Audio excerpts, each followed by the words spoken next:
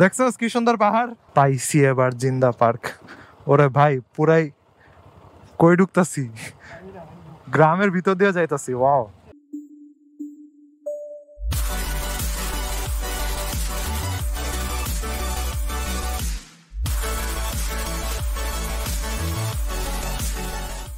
এখন ঠিক কর কই যাবো। এই যে সাইডে লেখা আছে নিঝুম পল্লী, মেরিন সিটি, প্রিমিয়াম গার্ডেন। এদিকে তো ট্রাক চলতে চলতে রাস্তাটা নষ্ট করে ফেলাইছে। আরে শুক্রবারে তো এদিকে ওই যে হাঁসের মাংস কি কি জানো, একটা ছায়াতে যায় ঠিক করি আসলে কই যামু। এ আবার লাল পতাকা নিয়ে কি করে ভাই, কই যে আসলাম কিছুই তো বুঝতেছি না। কি আবার আমি ডানে যাই, আবার ট্রাকও ডানে যায়। কিরে নারায়ণগঞ্জ যায় পড়ছি তো। এই যে রূপগঞ্জ থানা, দেখছস কি সুন্দর পাহাড়।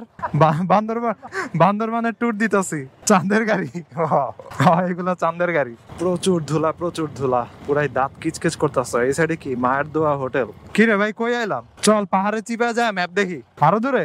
চল ওদিকে যাই। ছিনতাই মিনতাই হয়ে গেলে শেষ। খারা খারা একটা ভালো জায়গা ওই ছায়াতে রাখি দাঁড়া।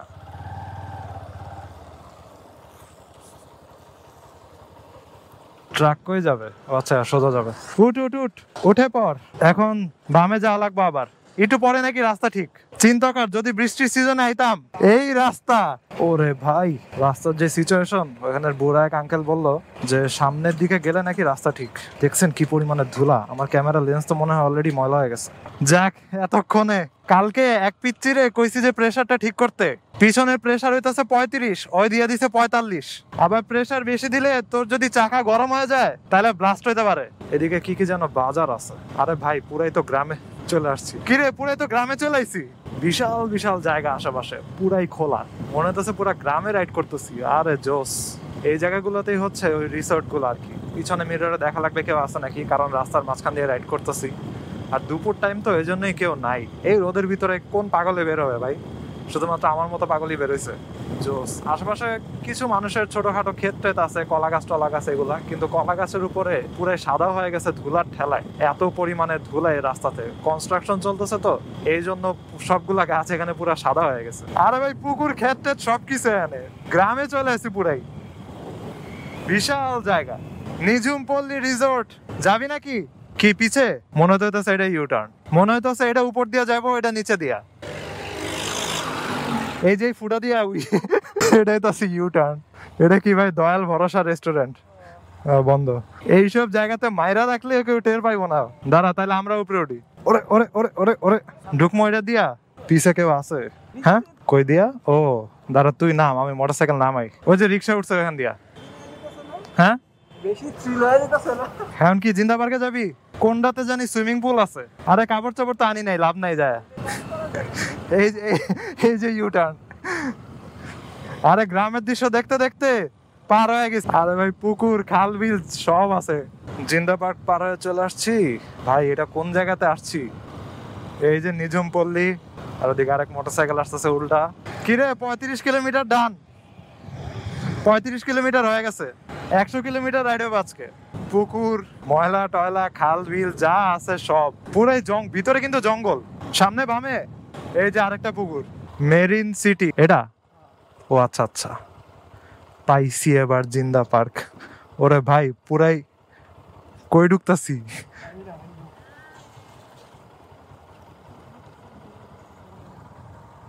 সাবধান, অপস কম্পাউন্ড।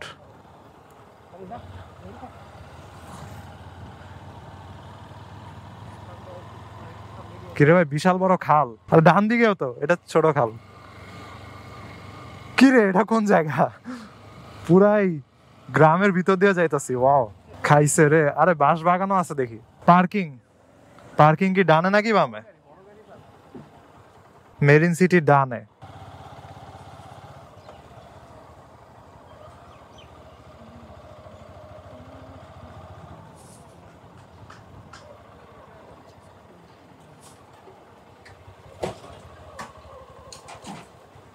ওরে ভাই জিন্দা পার্কে তো আসলাম, ভিতরে যা জিজ্ঞাসা করি পার্কিং কোন জায়গায়, মনে হয় ওই জায়গাটা। তার আগে জিজ্ঞাসা করি।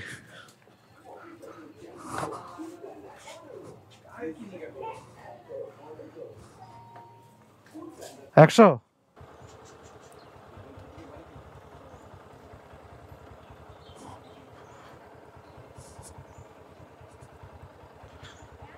এই জায়গাতে মোটরসাইকেলটা রাখি, এখানে আরেকটা এক্সব্লেড। ওকে চল।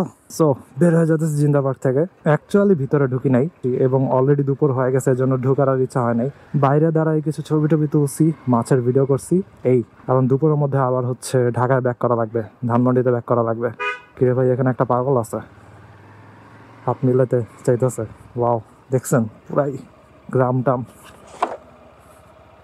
ভাই জায়গা কিন্তু দারুণ। এখানে বলছে বামে গেলে হাইওয়ে। কিরে কোন দিকে যাবো আমরা? কি এদিক দিয়ে আসছিলাম?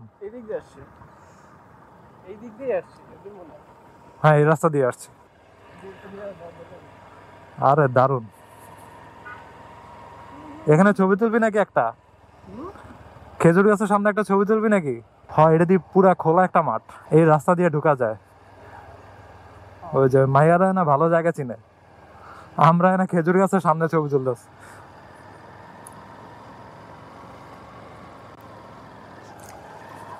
বামে না?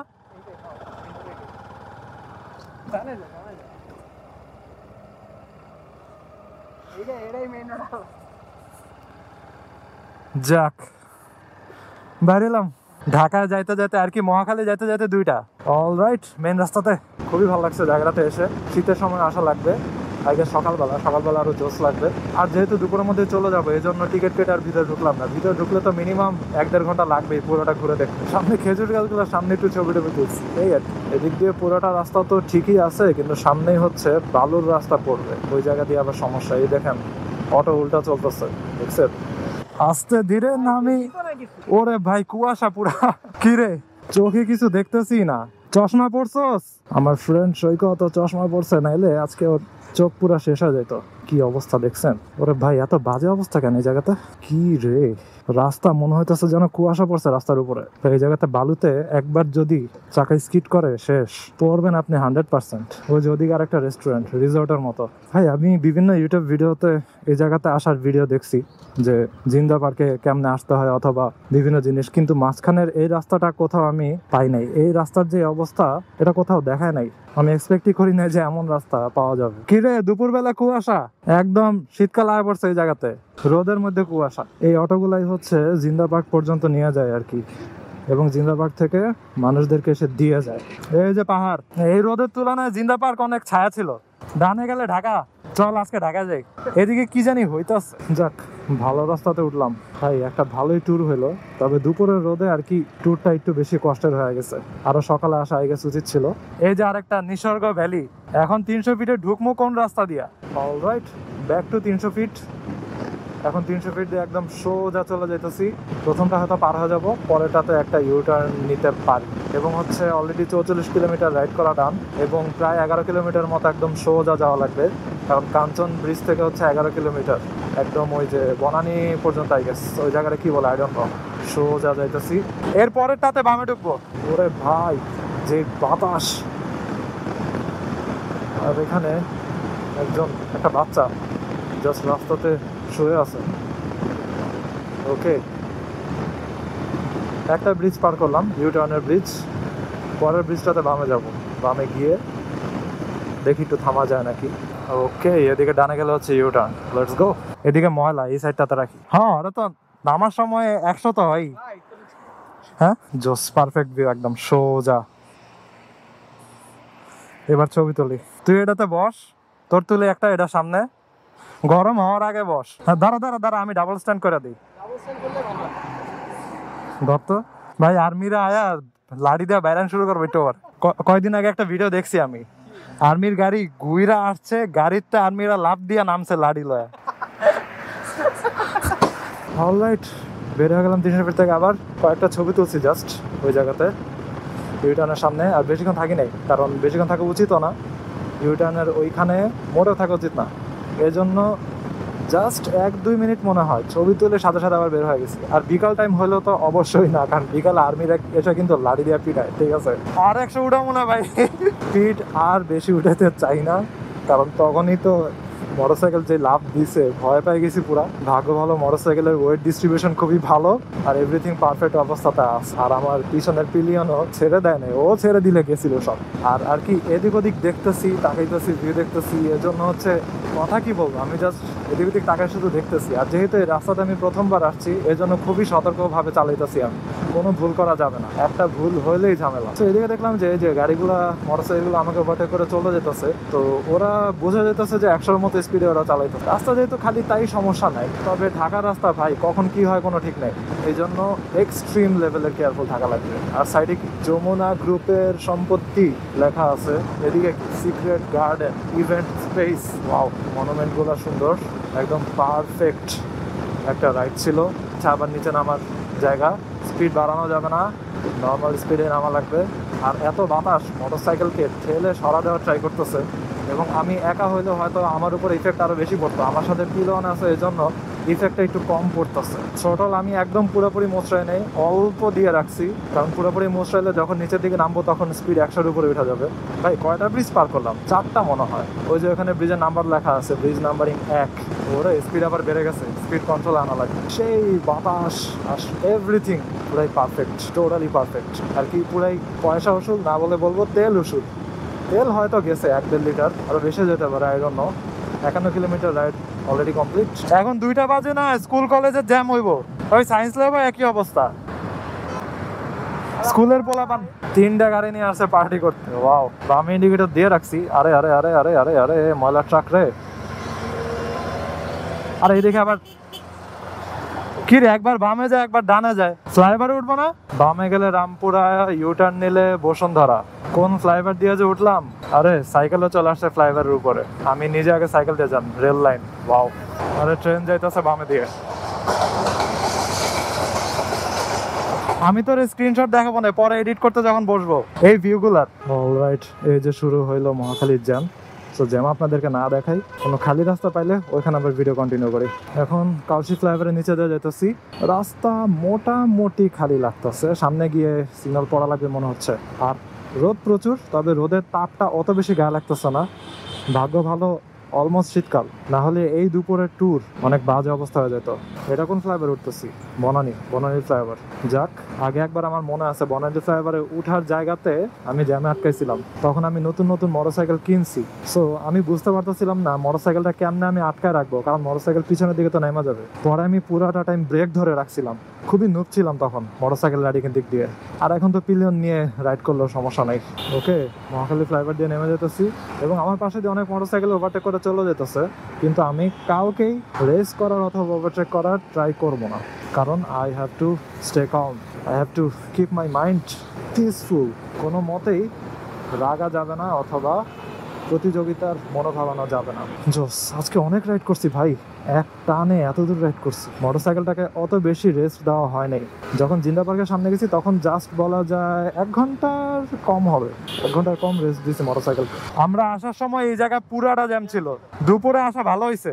সামনের ট্রাকটার পিছনের লাইট নাই, কিচ্ছু নাই, বুঝাই যাইতেছে না কখন ব্রেক করে কখন কি করে, এজন্য অনেক বড় একটা ডিস্টেন্স রেখে রাইড করতেছি। কি পরিমাণে বাসের ভিড় দেখেন, ফ্লাইওভার কিন্তু খালি, সবগুলা বাস এই এক জায়গাতে দাঁড়ায় আছে।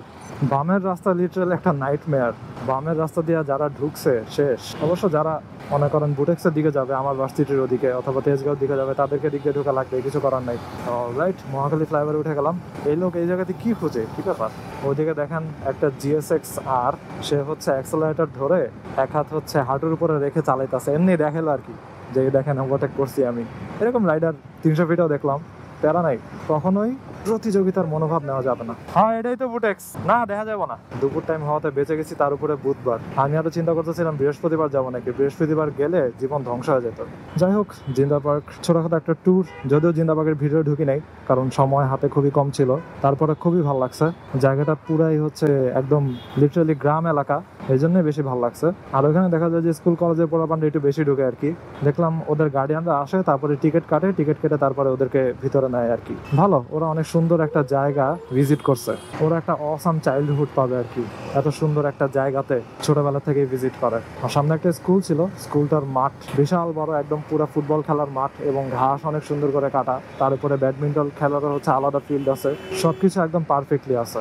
বিজয় সরণি এদিক দিয়ে সোজা যাবি নাকি সংসদ ভবন দিয়ে যাবি? সোজা গেলে জাস্ট বসুন্ধরার জ্যাম খাওয়া লাগতে পারে আর কি। বিজয় সরণি পার হইলাম এইমাত্র, আর এখন যাই হচ্ছে আবার ফার্ম গেটের একটা জ্যাম খাবো। ফার্ম গেটের আই গেস অত বেশি খাওয়া লাগবে না, তারপরে ফার্ম গেট পার হয়ে যাবো। ফার্ম গেট পার হয়ে কারণ বাজার নাকি মগবাজার, কারণ বাজারের হচ্ছে আরেকটা জ্যাম খাওয়া লাগবে বসুন্ধরা শপিং সেন্টারের ওদিক দিয়ে সবাই যখন বের হয়। আর এদিকে হচ্ছে বাসগুলা পার্কিং করা থাকে, তো এই জন্য একটু ঝামেলা। বাসগুলোকে যদি পার করে ফেলি একটু শান্তিতে যাওয়া যাবে। Let's go. এখন এদিকে আছে, এটারে কি বলে, বাংলা মোটর নাকি হাতির পুল? বাংলা মোটরই বলে। সো বাংলা মোটর এদিক দিয়ে এখন সোজা যেতেছি, গিয়ে হচ্ছে হাতির পুলের ওদিক দিয়ে বাটা সিগনালে ঢুকে যাব, কারণ আমার ফ্রেন্ডের বাসা হচ্ছে বাটা সিগনাল। ওকে বাসায় নামায় দিয়ে তারপরে আমি নিজের বাসায় যাব। অলরাইট, ফ্রেন্ডকে নামায় দিলাম বাটা সিগনালের সামনে। এবার হচ্ছে স্ট্রেট চলে যেতেছি সায়েন্স ল্যাবের দিকে। তাহলে ভিডিওটা আর বড় না করি, এখন আমি চলে যাবো আমার বাসায়। আর একটা সুন্দর ট্যুর ছিল আর কি, সকালে নাস্তা করে বের হয়েছি, এখন বাসায় গিয়ে দুপুরের ভাত খাইতেছি।